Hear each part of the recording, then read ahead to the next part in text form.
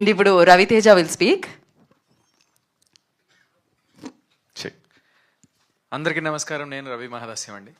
ఈరోజు కొంచెం థ్యాంక్స్ చెప్పడాలు అన్నీ ఆపేసి ఎవరికి థ్యాంక్స్ చెప్పదలుచుకోవట్లేదండి, ఒక్క వంశీ గారికి తప్ప. వంశీ గారు, thank you so much for releasing a film అండి. Thank you so much. ఇంత స్పష్టంగా నేను ఎందుకు చెప్పగలుగుతున్నానంటే అండి, డబ్బింగ్ ప్యాచ్ చెప్పడానికి 2 weeks బ్యాక్, 1 month బ్యాక్ వెళ్ళానండి. డబ్బింగ్ ప్యాచ్ చెప్పడానికి వెళ్ళినప్పుడు మీరే చెప్పారు ఆ చేంజ్ కూడా. అప్పుడు మా డైరెక్టర్ గారు రోజుకి 20 గంటలు కష్టపడుతున్నారండి సినిమా కోసం. ఆయన మొత్తం ఆల్రెడీ చూడడానికి కొంచెం సన్నంగా ఇలా ఉండేసరికి 20 గంటలు కష్టపడితే మనిషి అంత వీక్ అయిపోతారండి. అంత వీక్ అయిపోయిన మనిషి కళ్ళలో ఫస్ట్ టైం స్పార్క్ చూశానండి.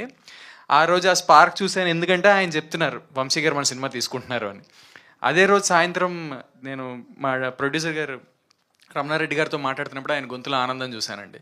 సో దీని అంతటికీ కారణం వంశీ గారు. థ్యాంక్ యూ సో మచ్ అండి. సినిమా తీయడం చాలా కష్టం అండి, చాలా చాలా కష్టం. అందులోనే ఇలాంటి సినిమాలు తీయడం ఇంకా కష్టం. అంటే వాళ్ళకి ఏమైనా సరదా అండి, ఇంత కాంప్లికేటెడ్ సబ్జెక్ట్ తీసుకొని ఇంతమంది కాస్ట్ పెట్టి ఇంత సెటప్ పెట్టుకొని, సో ఒక ప్యాషన్తోనే ఒక జెన్యున్ అటెంప్ట్ ఇద్దామని ఇంత కష్టపడి సినిమా తీశారండి. కానీ దాన్ని బయటికి తీసుకురావడానికి ఎంత కష్టమో మీ అందరికీ తెలుసు. ఇప్పటి రోజుల్లో సినిమా రిలీజ్ అవ్వాలంటే ఎంత కష్టమో అందరికీ తెలుసు. అంతెందుకు, నా సినిమానే ఒకటి మంచి సినిమా రిలీజ్ కోసం కష్టపడుతుంది బయటికి రావడానికి.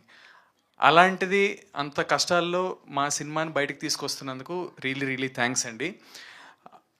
ఇలానే ఆనెస్ట్గా ప్యాషన్తో ఒక సినిమా తీసి బయటికి తీసుకురావడానికి కష్టపడుతున్న ఫిల్మ్ మేకర్స్కి మేము ఉన్నామని సపోర్ట్ చేస్తూ ముందుకు వచ్చే వాళ్ళందరికీ పేరు పేరున థ్యాంక్ యూ సో మచ్ అండి.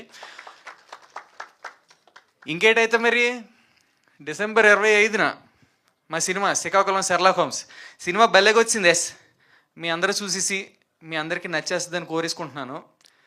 అది సంగతి మరి. ఓకే, థ్యాంక్ యూ అండి. Thank you so much.